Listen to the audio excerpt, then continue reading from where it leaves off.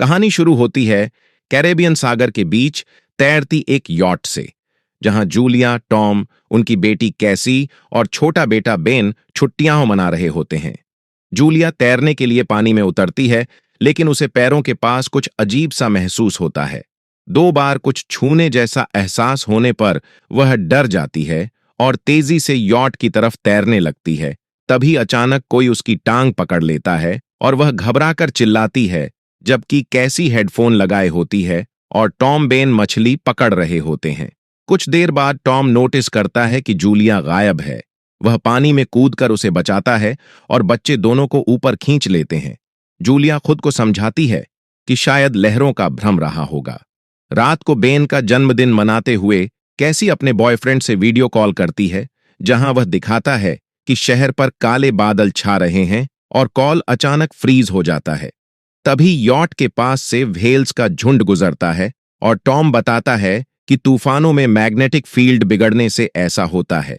अचानक यॉट जोर से हिलती है, बेन गिर जाता है और टॉम नीचे चेक करने के लिए तैरता है, लेकिन कंधे पर चोट के साथ वापस आता है। वह बताता है कि पानी के अंदर उसे लगा कोई बहुत बड़ा जीव उसके पीछे था, पर शायद प्रोपेलर से कट लगा। यॉट खराब हो चुकी है और रेडियो फोन दोनों काम नहीं कर रहे। कुछ देर बाद अचानक आसमान से आग के गोले गिरते दिखते हैं, जो कि उल्का पिंड नहीं बल्कि गिरते हुए सैटेलाइट्स होते हैं। समुद्र उथल पुथल में बदल जाता है, हवा तेज हो जाती है और जूलिया की नाक से खून आने लगता है। कैसी उल्टी कर देती है और यॉट में पावर बार बार फेल होती है। रात डर और तूफान में गुजरती है और अगली सुबह फैमिली देखती है कि समुद्र गायब हो चुका है, पानी पीछे हट गया है और यॉट सूखी जमीन पर अटक गई है। टॉम कंपास चेक करता है और समझता है कि पृथ्वी के मैग्नेटिक पोल उलट चुके हैं। रेडियो पर आखिरकार नाउ नाम के एक सबमरीन कैप्टन से कनेक्शन होता है, जो बताता है कि समुद्र कुछ दिनों में खतरनाक तरीके से वापस आएगा और फैमिली को ऊंची जगह पर जाना चाहिए। अगले दिन निकलने की तैयारी करते हुए एक लंगड़ा अजनबी अपने कुत्ते के साथ आता है।